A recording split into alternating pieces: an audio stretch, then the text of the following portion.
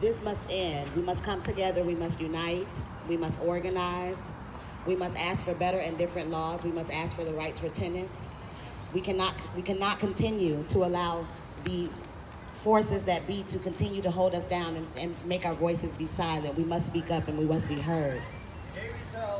Right now, myself have been evicted from an apartment unjustly, not because I could not afford to pay the rent, however, because I asked for things to be fixed in my apartment. Because I wanted to utilize my bathroom the way normal people could utilize their bathroom. Because I wanted to do things in my house that normal people can do in their house when they're paying rent.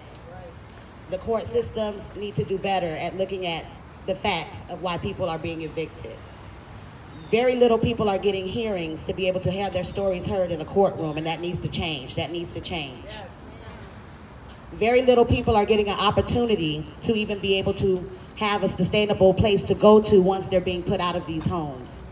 Most of the residents here in Orlando, Florida are living in hotels around the city, paying astronomical amounts of rent to stay in a one-room room.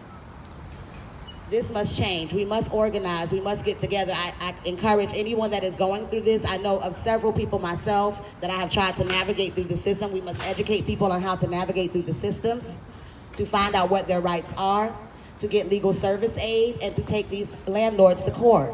We cannot continue to depend on the code enforcement department that is overwhelmed with complaints from mold, from sewage issues, things that are affecting our children's and our elderly's health. This is not just a black issue. This is not just a white issue. This is not a brown issue. This is a community issue, and we must learn to come together when it's time to come together on these issues.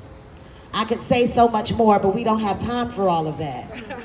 So what I will say is that this is the time to make change. We will no longer stand for what these landlords are doing in the city of Orlando, and we must come together and let our voices be heard.